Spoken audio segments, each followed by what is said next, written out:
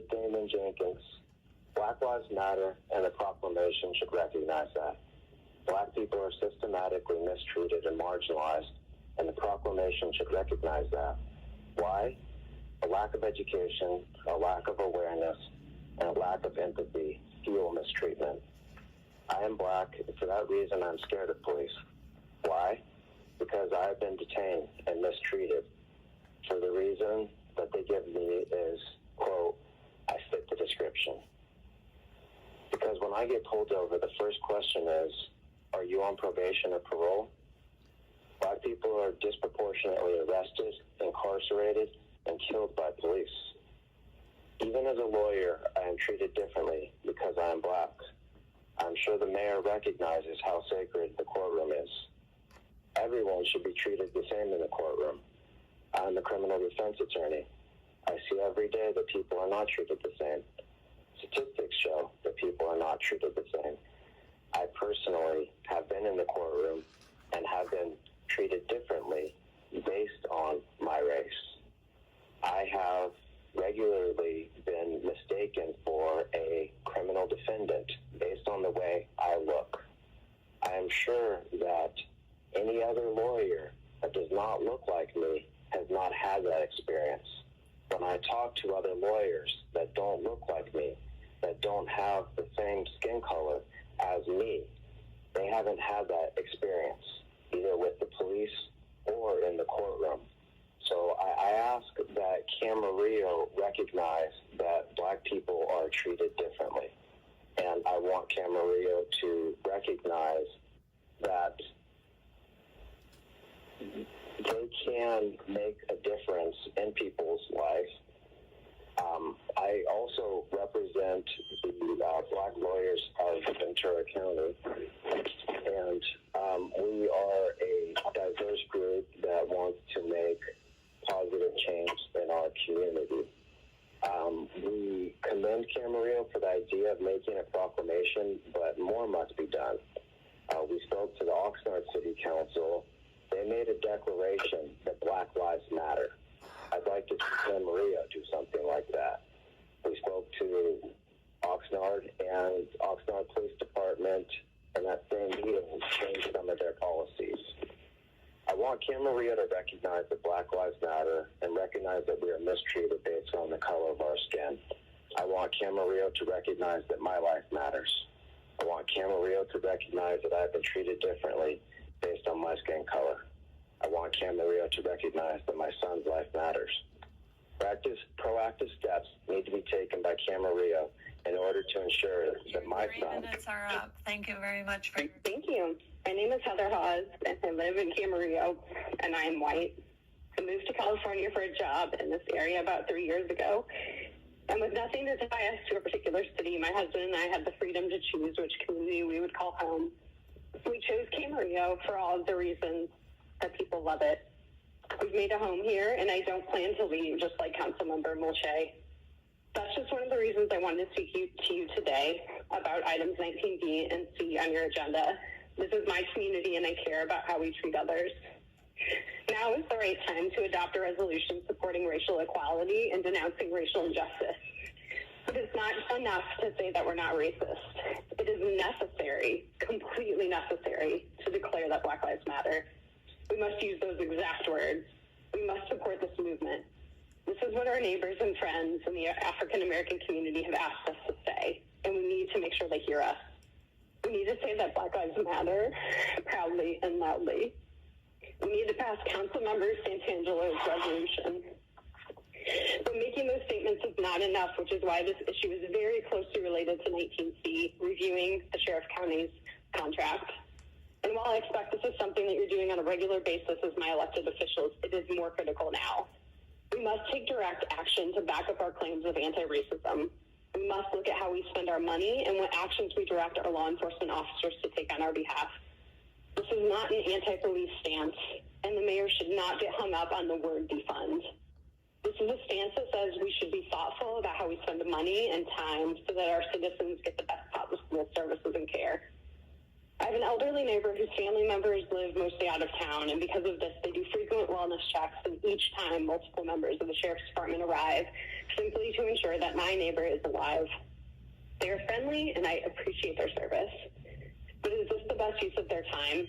Wouldn't the story play out better if a social worker arrived, someone I could talk to and explain that our neighbor has come to our house simply to ask what month it is because he cannot remember?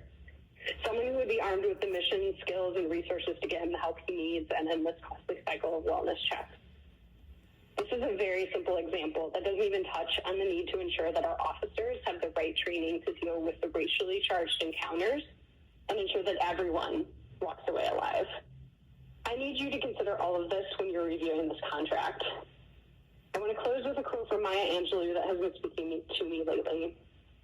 Do the best you can until you know better. Then, when you know better, do better.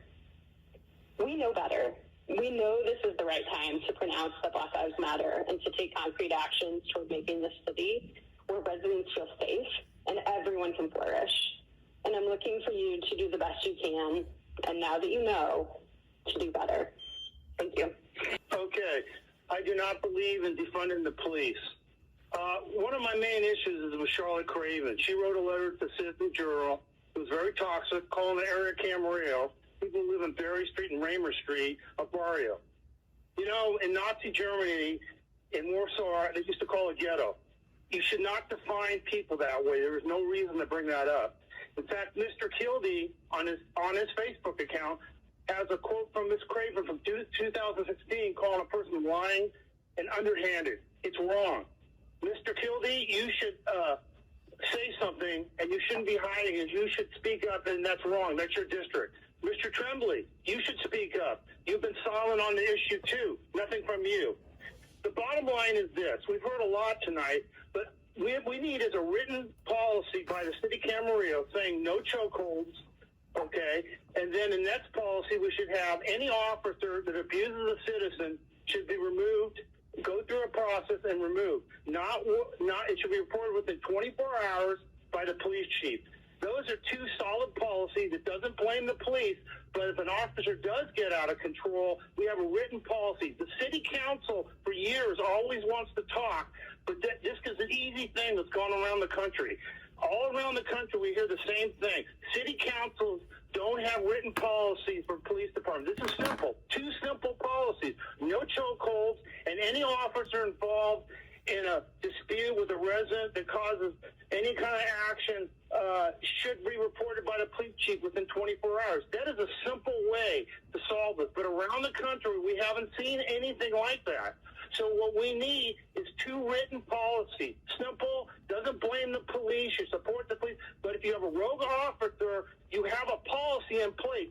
You are the city that writes the check to the police department. That's what's been going around in this country. City councils. Thank you. Thank you, Matt. By stating your name. Thank you. My name is Chris Barton, and I am a Camarillo resident. I love Camarillo. This is where many of the people that I love are. And as a loving citizen of Camarillo, I can tell you that this town has a disturbing undercurrent of white supremacy. I've overheard it at the barbershop. I've seen it in our bars and at our restaurants. I see it in my neighborhood. And I'm seeing it tonight in the citizens summoned by Councilwoman Craven.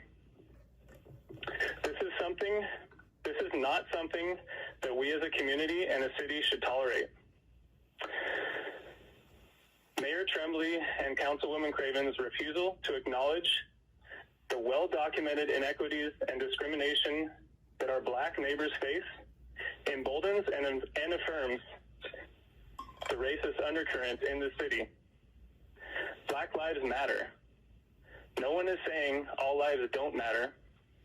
And if your response to the assertion that Black Lives Matter is to rebut that all lives matter, I question whether all lives really do matter to you. Thank you. Thank you for your comments.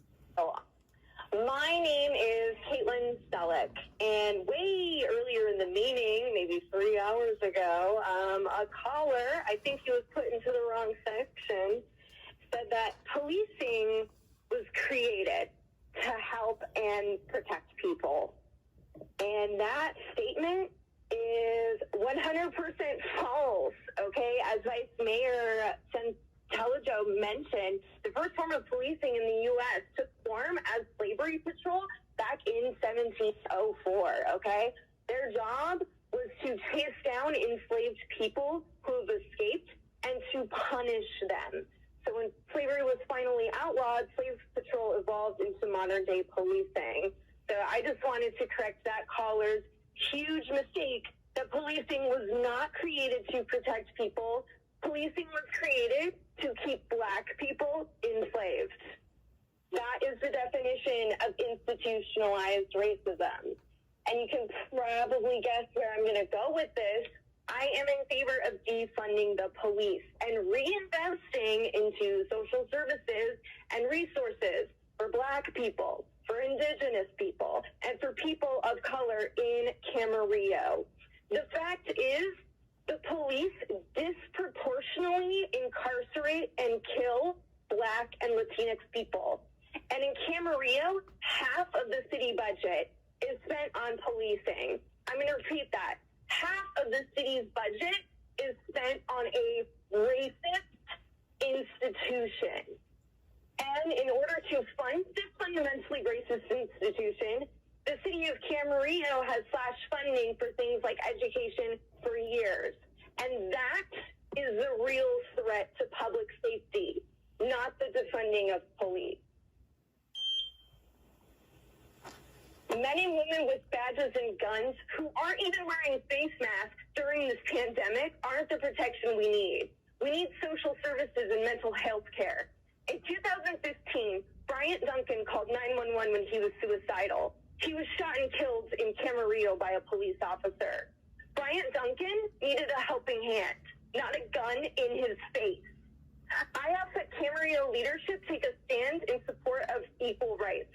Black Lives Matter. Say it out loud. Remaining silent on this matter is to implicitly support the framework of white supremacy. White supremacy exists in Camarillo. This is a time for leadership and for action. Other local cities, including Ventura and Oxnard, have made such proclamations in support of racial justice. The question is, will you? Thank you, council members. Thank you for your comments.